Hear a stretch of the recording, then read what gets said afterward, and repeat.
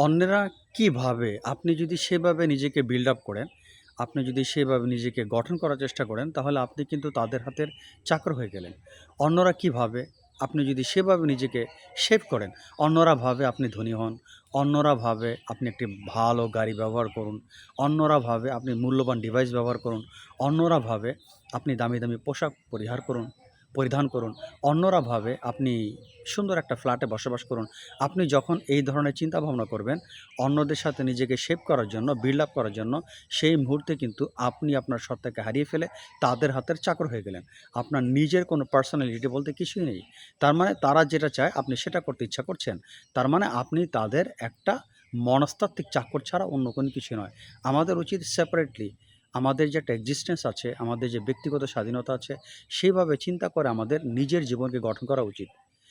But সমাজের লোক আমাকে খারাপ বলছে, সমাজের লোক আমার সমালোচনা করছে, আমার একটা গাড়ি নেই, আমার একটা বাড়ি নেই।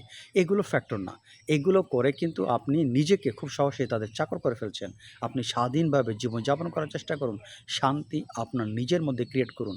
অন্য কোনো ব্যক্তি যেন আপনার শান্তির কারণ না হয়ে দাঁড়ায়। তাহলে আপনার সুখটা সম্পূর্ণ ডিপেন্ড করবে তাদের ইচ্ছার উপর।